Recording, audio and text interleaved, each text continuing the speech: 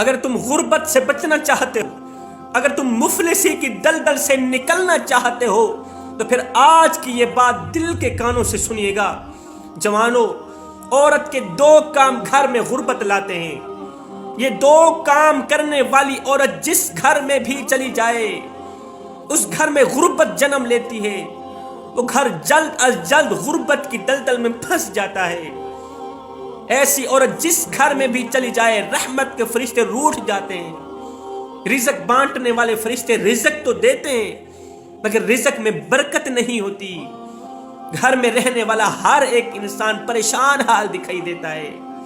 حضرت سیدنا علی المرتضیٰ شیر خدا کرم اللہ وجہ الکریم کے پاس ایک افسردہ غمگین حالت میں عورت آئی، کہنے لگی حضرت میں نے آپ سے 2-4 باتیں کہنی ہیں، مجھے بولنے کی اجازت دی جائے۔ حضرت علی رضی اللہ تعالیٰ عنہ نے اسے اجازت دی۔ اس نے کہا حضرت میں کسی مسئلے میں الجھی ہوئی ہوں۔ میرا مسئلہ یہ ہے کہ میرا جو شوہر ہے نا، وہ شادی سے پہلے تو بڑا ہی مالدار تھا، امیر تھا، کبیر تھا، دولت مند تھا، پیسہ تھا، سب کچھ تھا۔ جیسے ہی وہ مجھے اپنے گھر لے کے آئے، جیسے ہی میری شادی ہوئی، جیسے ہی میں اس کے گھر کی رونق بنی، جیسے ہی میں اس کے گھر آئی، اس کے نکاح میں آئی، بس پھر کیا تھا، امیری کے جنازے نکل گئے، دن بدن زوال کی طرف جاتا رہا۔ آج نوبت یہاں تک آن پہنچی ہے کہ میرا شوہر، وہ مالدار شوہر، خیرات مانگنے پہ مجبور ہو گیا ہے، بھیک مانگنے پہ مجبور ہو گیا۔ مال دولت مویشی سب کچھ جاتا رہا ہے، بھیک مانگنے پہ مجبور ہو گیا ہے۔ اس کی غربت کا سبب میں بنی۔ مجھے بتایا جائے کہ آخر کس کام کی وجہ سے ہمارے گھر میں غربت آئی ہے، ہمارے گھر میں غربت نے جنم دیا ہے۔ حضرت علی رضی اللہ تعالیٰ عنہ نے فرمایا، اور میں پہلے جا کے اپنے شوہر کو لے کے، میں تیرے شوہر سے کچھ پوچھنا چاہتا ہوں۔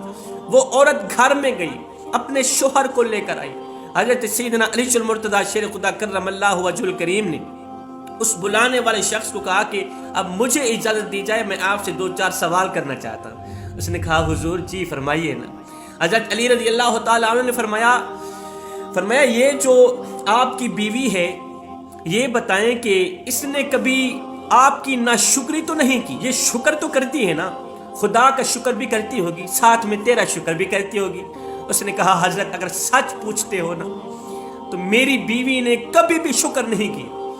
میری بیوی ہر وقت، ہر گھڑی، ہر لمحے ناشکری کرتی رہتی ہے۔ میری بیوی نے کبھی بھی نہیں کہا کہ اللہ تعالیٰ کا لاکھ شکر ہے، اللہ جس حال میں رکھے انسان کو اسی حال میں راضی رہنا چاہیے۔ میرا شکر کرنا تو رہی دور کی بات، اس نے تو کبھی اللہ کا شکر ادا بھی نہیں کیا۔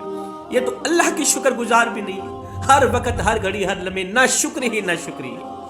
پھر حضرت علی نے فرمایا یہ بتا کہ تیری یہ جو بیوی ہے کام کرتے وقت بسم اللہ الرحمن الرحیم پڑھتی؟ کام کرتے وقت اللہ کا نام لیتی؟ کہا حضرت کبھی بھی نہیں سنا کہ اس نے کام شروع کیا ہو اور ساتھ میں بسم اللہ بھی پڑھی ہو۔ یہ تو کھانا کھاتے وقت بھی بسم اللہ نہیں پڑھتی۔ اب حضرت علی رضی اللہ تعالیٰ عنہ نے اس عورت سے مخاطب ہو کر فرمایا اے اسلام کی مقدس شہزادی، اے کلمہ پڑھنے والی، عورت کے 2 کام گھر میں غربت لاتے ہیں۔ یہ 2 کام کرنے والی عورت، یہ 2 عادات رکھنے والی عورت جس گھر میں بھی چلی جائے، اس گھر میں غربت جنم لیتی، اس گھر کے امیر بھی غریب بن جاتے، اس عورت کے جانے سے اس گھر کے بادشاہ بھی گدا بن جاتے۔ حضرت وہ کون سے 2 کام؟ فرمایا نمبر 1 شوہر کی ناشکری کرنا اور اپنے خدا کی ناشکری کرنا۔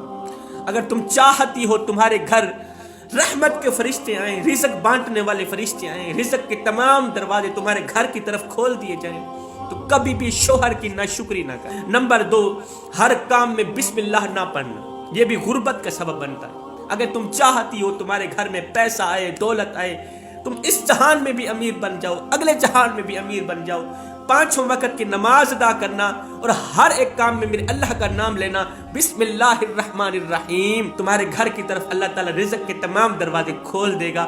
اگر تم چاہتی ہو کہ تم جلد از جلد امیر بن جاؤ، تو ایک تو شوہر کی ناشکری نہ کرنا، شکر گزار بن جانا۔ دوسرا کام، ہر ایک کام میں بسم اللہ الرحمن الرحیم پڑھنے کی اپنے اندر عادت ڈال لینا۔